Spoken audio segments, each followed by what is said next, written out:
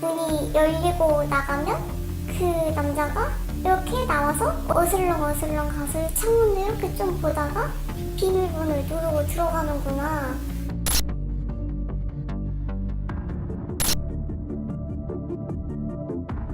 아예 핸드폰으로 이렇게 몇 번 비춰서 혹시 없어진 속옷이 있는지 한번 확인을 해보셔라 이렇게 연락을 한번 받았죠.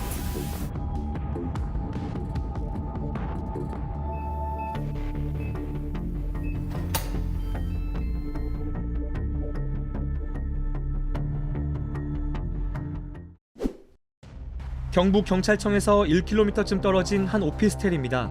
지난해 10월 515호에 사는 32살 남성 박모 씨가 경찰에 붙잡혔습니다. 혐의는 주거 침입과 스토킹 처벌법 위반, 이웃집 20대 여성 집에 몰래 들어간 겁니다. 피해자 신고로 여기 지구대에서 현장 출동했는데요. 당시 경찰이 박 씨를 상대로 조사할 때 특이사항은 없었는지 물어보겠습니다. 비밀번호가 똑같아가지고 제가 화장실이 급해서 실수로 비밀번호 누르고 들어갔다 이렇게 진술을 최초했어요. 피해자가 신고라고 현장을 이탈을 했잖아요. 1층에 내려왔어요. 그 사이에 다시 한번 집에 들어갔더라고요. 뭘 지우려고 하는지 모르겠는데 막 피해자의 문을 닦더라고요. 저희도 감식반 불러가지고 감식도 하고. 범행 당일 CCTV 영상을 살펴봐야겠습니다. 피해자가 자신의 집에서 나오자 바로 옆집에 사는 박 씨가 피해자 집으로 향합니다. 창문 틈새로 집 안을 살피더니 도어락 비밀번호를 누릅니다. 문이 열리자 집 안으로 들어갑니다. 5분 뒤 평소보다 일찍 퇴근한 피해자가 박 씨와 맞닥뜨립니다. 제가 패스워드를 눌러서 집 문을 열었는데 거기서 남자가 나오는 거예요. 자기가 화장실이 급해서 집 문이 열려 있었다 이런 식으로 얘기를 했어요. 너무 말이 안 되는 상황이니까. 그리고 내가 진짜 집 문 열어놓고 간 건가. 피해자는 곧바로 경찰에 신고한 뒤 1층으로 내려갑니다. 이때 박 씨는 피해자 집 안으로 다시 한번 들어갑니다. 문을 열고 닫고 반복하더니 주머니에서 뭔가를 꺼내 도어락을 닫습니다. 저는 진짜 아예 일면식이 없는 그냥 완전 처음 보는 사람이니까 사실 몇 자리일지도 모르고 뭐 일반적으로 네 자리라고만 해도 조합이 그게 몇 갠데. 옆집 남성 박 씨의 범행은 한 번뿐이었을까? 취재진이 한 달치 CCTV 영상을 복구했습니다. 범행 보름 전 박 씨가 피해자 집 앞에서 휴대전화 조명을 비춰 도어락을 확인합니다. 0에서 9까지 숫자 10자리 중 지문이 가장 많이 묻은 4자리를 찾기 위해서입니다. 하지만 비밀번호를 풀지 못합니다. 2시간 뒤 자신의 집 안에서 창문을 열고 고개를 내밉니다. 복도를 살피다 휴대전화를 창틀에 놓습니다. 다음날 박 씨는 집 문을 열어둔 채 피해자 집으로 다시 갑니다. CCTV 사각지대를 만들었지만 피해자 집 문이 열리는 장면이 보입니다. 수차례 침입 시도 끝에 박 씨가 도어락 비밀번호를 뚫은 겁니다. 이후 박 씨는 더 대담해졌습니다.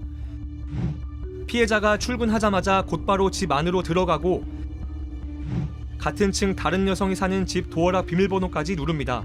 직장인이면 어느 정도 루틴이 확실하잖아요. 평일 어쨌든 한 8, 9시간은 집이 비는 거죠.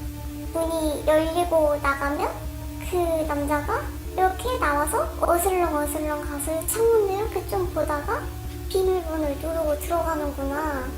수사기관이 확인한 범행 횟수만 한 달간 31차례, 이 중 박 씨가 실제로 피해자 집안에 침입한 건 22차례나 됩니다. 특히 피해자의 출퇴근 시간을 파악하려고 수차례 오피스텔 복도를 배회하거나 문에 귀를 대고 소리를 엿듣기도 했습니다. 그렇게 수십 번 들어갔으면 이건 뭔가 더 있지 않을까? 뭔가 더 피해가 발생하지 않을까? 나에 대해 어디까지 알까? 그런 몰래카메라 이런 게 설치되어 있는 거 아닐까? 이런 공포감, 불안감을 점점 계속 크게 느끼면서.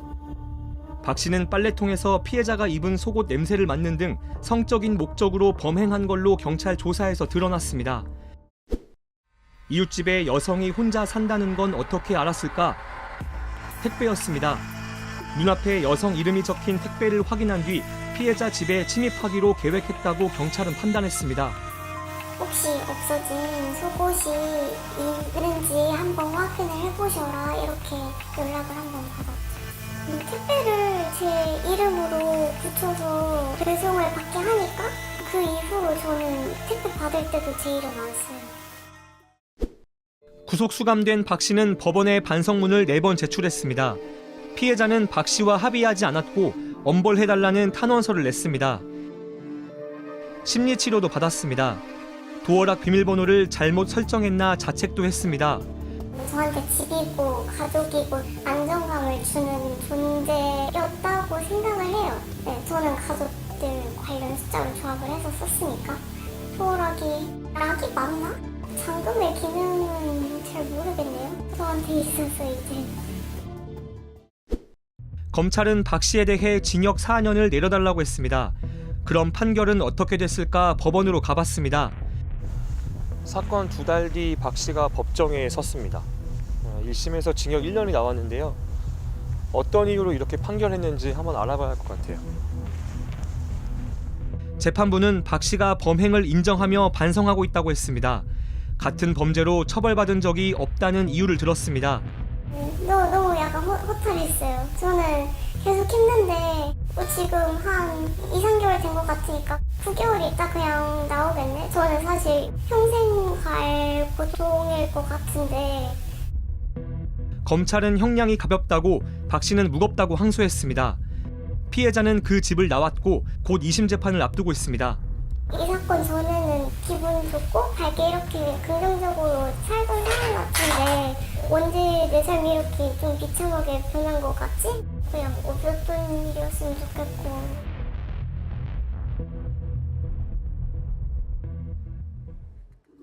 현관문 틈새로 기다란 철사가 불쑥 들어옵니다. 둥글게 만든 고리에 문 손잡이가 걸립니다.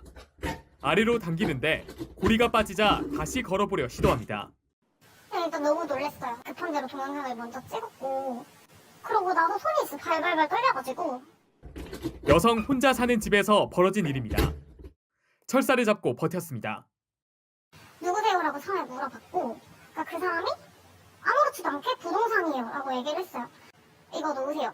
이거 놓으세요. 이것만 몇 차례 반복하다가 2분 정도의 대치 끝에 남성은 철사를 놔두고 도망쳤습니다. 이 도어락은 손잡이만 내리면 열립니다. 남성은 이렇게 쉽게 문이 열린다는 점을 노렸습니다. 피해 여성은 궁리 끝에 손잡이에 페트병을 둘러 붙여놨습니다. 철사가 걸리지 못하게 하기 위해서입니다. 하지만 집엔 들어가지 못하고 있습니다. 언제 들어올지도 좀 무섭고 방범 장치를 단다고 해서 해결이 될지도 잘 모르겠고. 현관문에서 지문을 채취한 경찰은 이 남성을 쫓고 있습니다. JTBC 이승환입니다. 건물 입구에서 주위를 두리번거리는 한 남성. 무언가를 입력하고 문이 열리자 들어갑니다. 상자를 들고 나타나선 지하를 빠져나와 유유히 사라집니다. 방금 본 영상 속 남성 어떻게 됐을까요? 결국 검거됐습니다. 공동현관문 비밀번호를 찾아내서 입력한 뒤 들어가서 범행을 저질렀습니다. 총 18차례에 걸쳐서 가전제품과 귀금속 등을 훔친 건데요. 지난달 부산에서도 비슷한 일이 있었습니다. 우리의 민감한 정보들 지켜지고 있을까요? 지금부터 현장을 확인해 보겠습니다. 서울의 한 대학가. 공동주택이 많습니다. 대학가 곳곳에서 볼 수 있는 이런 원룸에는 쓰레기 버리는 날짜가 정해져 있습니다. 코로나19가 길어지면서 비대면 소비가 늘어서 이런 택배 쓰레기도 곳곳에서 볼 수 있는데요. 문제는 여기에 민감한 개인 정보가 적혀 있을 수가 있다는 겁니다. 잠깐 이 택배 쓰레기를 보면요. 이 운송장에 주소가 그대로 적혀 있는 것을 볼 수가 있습니다. 주소뿐만 아니라 전화번호까지 적혀 있는데요. 그 위에는 정체불명의 숫자가 적혀 있습니다. 뭐 하는 숫자일까? 이 상자에 붙어 있었던 숫자를 이 도어록에 입력을 해보면요.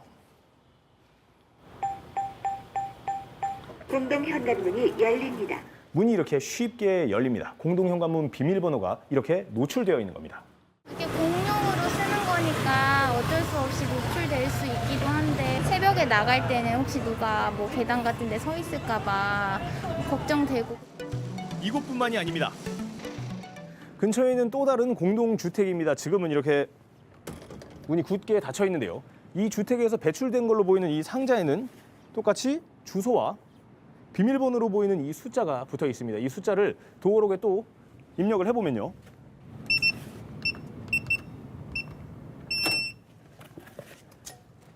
문이 이렇게 쉽게 열립니다. 이렇게 해놓으면 너무 불안하고 이제 같이 사는 이웃한테 조금 피해가 되지 않을까. 저는 이름을 바꿔서 배달해요. 혼자 사니까.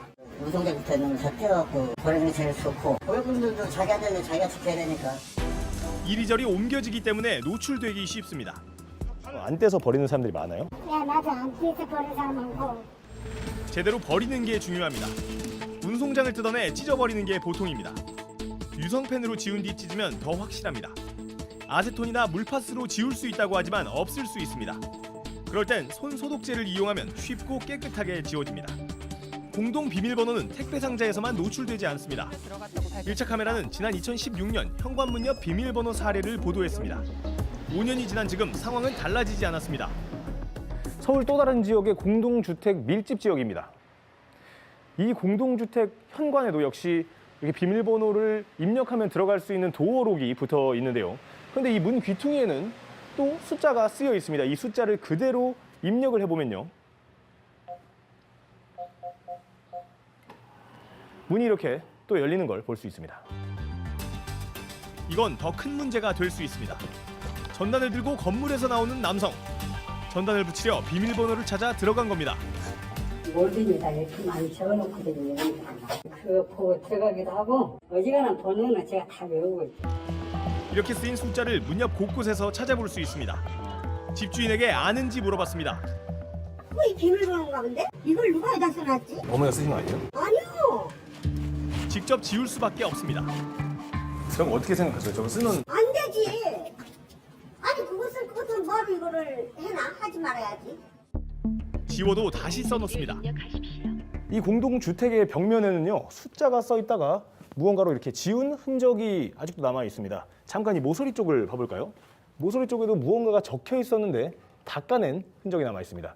그런데 잠깐 위를 봐볼까요? 누군가가 다시 이렇게 숫자를 써놓았습니다. 빨리 해야 되니까 전화를 안 받고 요즘 많이 궁금하긴 하는데 적어놓는 게 택배기사들은 일상화가 됐죠.